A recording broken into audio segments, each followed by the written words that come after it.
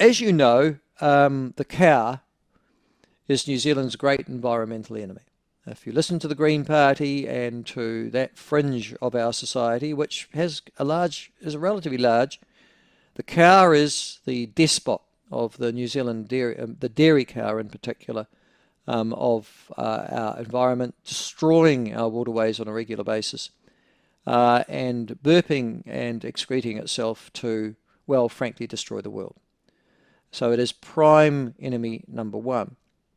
Yes, unfortunately, Fonterra have just announced that they're confident that they can get another double-digit payout over the line after handing farmers a record $10.16 for each kilogram of milk solids produced in 24-25. Last season will go down as a record year for the dairy cooperative after the highest ever payout was combined with a record dividend of 57 cents per share. So this topped the $9.30 payout of 21-22. So without doubt, the New Zealand economy is being kept alive by the dairy industry at the moment. Karl Dean, the dairy chair of Federated Farmers, joins us. Karl, thank you very much for joining us. Lovely to have you on the show. Thank you very much for having me on, Michael. First of all, where are you based, mate? What part of the country? So I'm based in the terrible Canterbury, the environmental hotspot of Oh, the the nitrate capital of the world. emergency at the moment. So yeah, Yeah. it's just south of Lincoln actually. So Okay. And so it's well as we this first of all, can I just talk to you about the payout?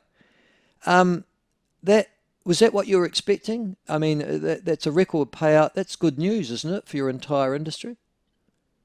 I think it's great news for the industry. It's great news for the economy of New Zealand. And it's sort of we normally get a feeling normally about midway through the year. So normally after January, you have a good feeling of where the payout's going. So we'll, at the moment, Fonterra is saying yes, could be a good another $10 payout. Until we get Sorry, past that sort of January time, can't be too certain personally.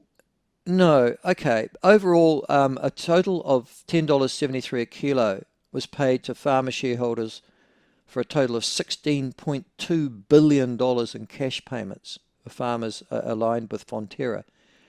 I assume you spend that money, or you pay off debt, some combination thereof. What's the state of dairy farming in general at the moment? I think dairy farming at the moment's a lot more buoyant than it was 2 or 3 years ago. We've got low interest rates, like I said, people paying down debt, which means if you're paying down debt, you're paying tax. So that's a win-win for the economy in that regard. Hmm. And also, if farmers are out there spending money, that's going into that service industry. It's getting things done that haven't been done for 3 or 4 years. So yeah, it is a positive time in the rural space at the moment. The other thing about a strong milk price with strong dividends, etc., as you say, those around it will benefit economically from it. But you are involved, as you just, alluded to in our introductory comments, with something of almost a war with the environmental greenie sector in this country over the so-called damage that dairy farming does to the economy in general. How debilitating is that for your membership? I think it's extremely frustrating when the science says one thing. And science says that it can take a long time to see an effect, to see you do a change on farm to improve the environment. And it might take 50 or 100 years to see that result. So it can be a bit demoralising, when you hear people saying that farmers aren't doing anything, and the thing is that they're doing things on the ground.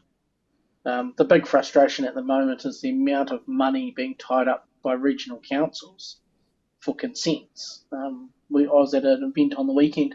We're talking hundreds of thousands of dollars for some farmers, and that's money that's not going into these on the ground efforts to improve the environment. Right. So so you're saying that the amount of money that I would normally spend on processing a consent, what, just to draw water or something, is that what we're talking about? Yeah, we're talking about drawing water. We're talking about renewing the right to farm in Canterbury, a consent to farm for Canterbury farmers. And yeah, we heard figures of $200,000-300,000 for some of these farmers, which is just astronomically absurd And a lot of this is caught up in litigation by some of these green groups not liking a council's decision and taking them then to the Environment Court. Which is making, I guess, the councils wary about the consents they grant. Can you just explain to me in Canterbury then, for the dairy farmers, does every dairy farmer need a consent to farm from the regional council? Is that right? Any farmer that has any irrigation or Any any intensive irrigation? land use. Yeah. So if you have irrigation on your farm or a dairy farmer, so you could be a sheep and cropping farmer, you could be not have dairy cows at all. You still at the moment need a consent just to farm. Okay. So you go and get your consent process. How long does your consent last for? At the moment, the regional council's been granting consents for 7 or 8 years, sometimes down to 5. Not very good when it looks from a bank's point of view. If you could not be able to farm potentially in 5 years' time. No. So why are the consents so limited then in Canterbury? I think it's a good question that the regional council probably needs to do some explaining. That's extraordinary. I come from Otago, and there are consents down here that are up to 30, 35 years. I mean, admittedly, they're not common now, but 15 would probably be about the normal time.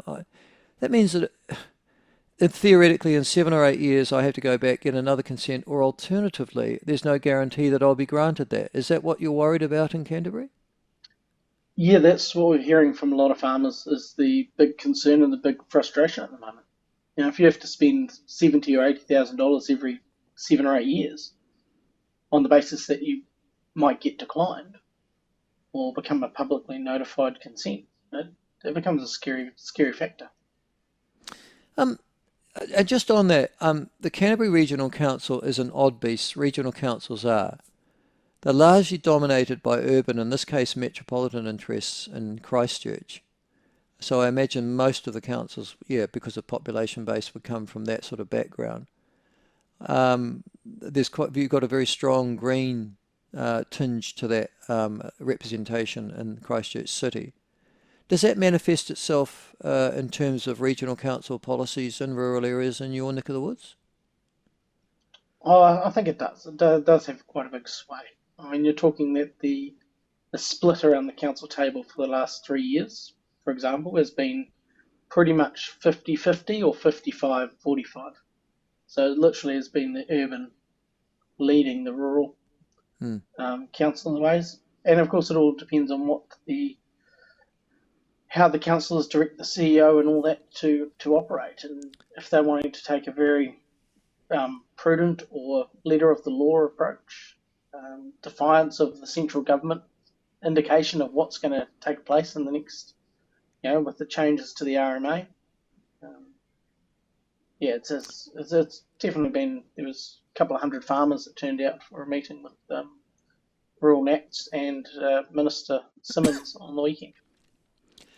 You've also got in Canterbury a unique situation. I think you are unique in the regional council there. Yes, you are in New Zealand.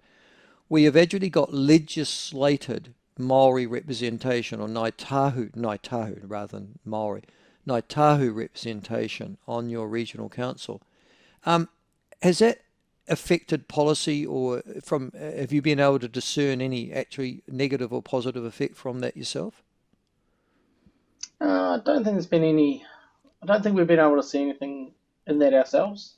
There's probably, because of the High Court case with Ngāi Tahu, that's probably a different matter with the water. So that may be influencing things more than what it should. Than around the council table. Yeah, I think. But the main thing is, at the end of the day, no one wants to be spending money in court and litigation and doing plans when they want the actions on the farm to be happening. And you can't spend the same money in two places. This month, I think about 4 days ago or 5 days ago, no, was it last month? Yes, it was 17th September or 16th. ECAN declared a nitrate emergency in Canterbury. Now, I've got no to give you an example of your split council there. I've got no understanding what a nitrate emergency is. was that explained to you as the chairman of Federated Farmers Dairy?